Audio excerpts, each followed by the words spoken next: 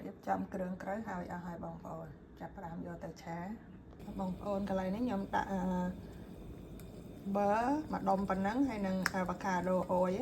អាវ៉ាកាដូអុយនេះល្អជាងអូលីវទៀតបងប្អូន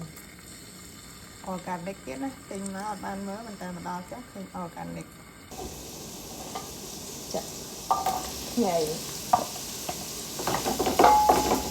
បានឆ្អិនល្អបងប្អូនចាក់ដាក់ចានម្ល៉េះសិន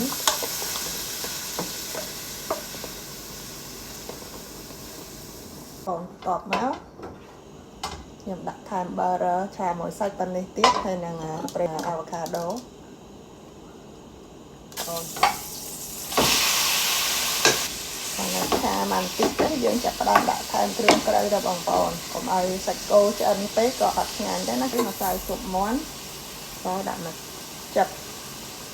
ដាក់ទឹកស៊ីអ៊ីវអស់ហើយដាក់ទៅហើយហើយនេះឌីជេបងប្អូនញ៉ាំឌីជេដាក់មកចាប់មកបងប្អូន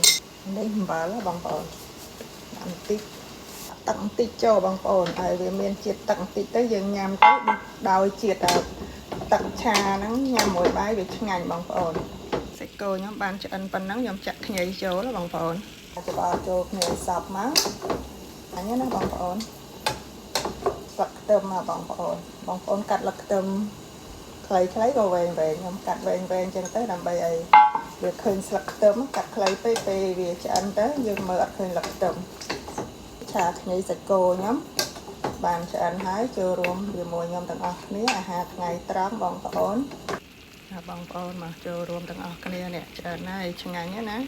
មុនខ្ញុំឆាអញ្ចឹងខ្ញុំថែមម្នាស់ទៀតហ៎បងប្អូនចេញជាតិជូរអែមឆ្ងាញ់ណាលើកនេះអត់បានទិញម្នាស់ដាក់